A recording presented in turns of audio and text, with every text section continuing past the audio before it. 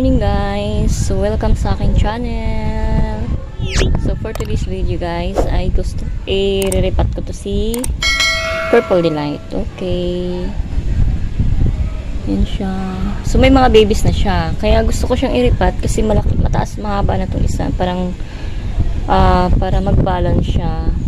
Ayan. So nakalagay lang kasi siya sa hanging pots. Ayan guys. So i-repat lang natin. So, okay, cut ko lang siya dito banda. Gagamitin natin.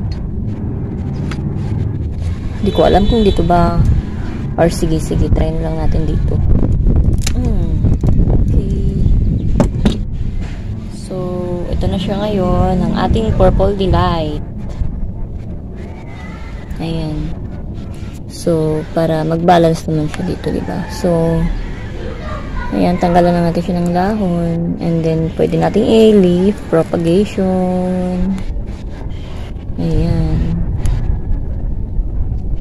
So, okay na yan.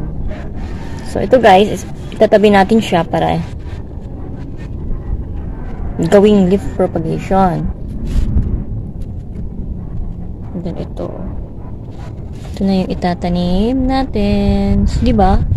Gusto ko siya kasi pink, ano siya, may pagka pink and violet yung kulay ni Purple Delight. So, yan. So, guys, meron na tayong mga old pots dito na dati ko nang pinagtaniman and then wala nang bakante. So, bakante na siya, sorry. So, ito yung pagtataniman natin.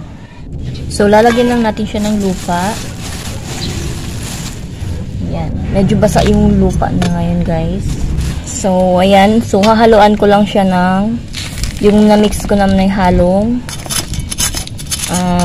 tawag dito, pamis.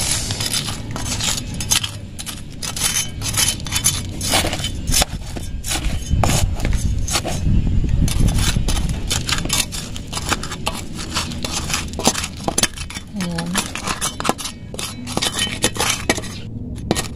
So, matagal na kasi ito na siya nakastock kaya medyo nag-ano na siya. Nagsiksik, kumbaga amigas. So, ito na ngayon. So, putulan lang natin siya guys. Kasi parang ano naman. Anong tawag dito? Parang mahaba. Okay.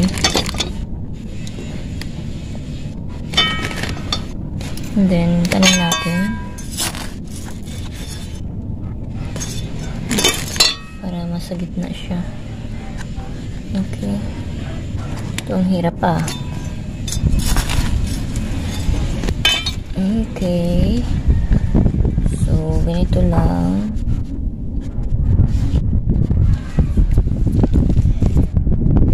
Si Purple Delight.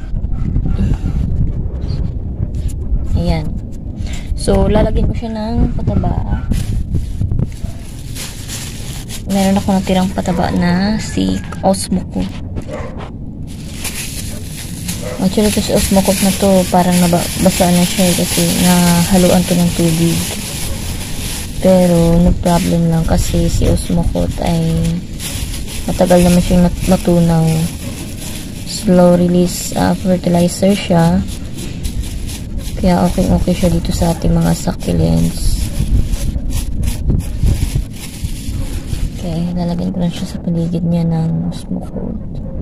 Actually, hindi ko na tinatansya guys kasi yung iba diba madalas yung instruction kasi nito tinatansya nga 14 by 14 yun ba yun, and then sa akin naman hindi ko siya tinatansya, ganyan lang siya guys. Ayan, so dahil nga bagong tanim ko siya and then para hindi siya makalkal ng mga ibon na naglalaro kasi naglalaro yung mga ibon dito sa taas kasi nasa rooftop po tayo ngayon guys. Lalagyan po natin siya ng toppings para hindi nila kalkalin ito, hindi nila paglaruan. Ay gosh.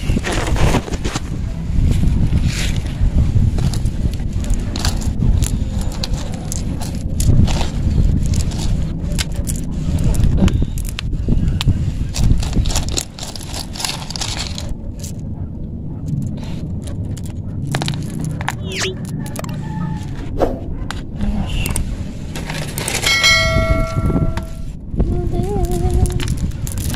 Okay, so ito na siya ngayon guys. Nalagyan na natin siya ng toppings to protect. Ayan. So, kasi bagong tanim pa natin siya. So, by tomorrow, pwede natin siya diligan. Okay. So, ayan lang siya guys.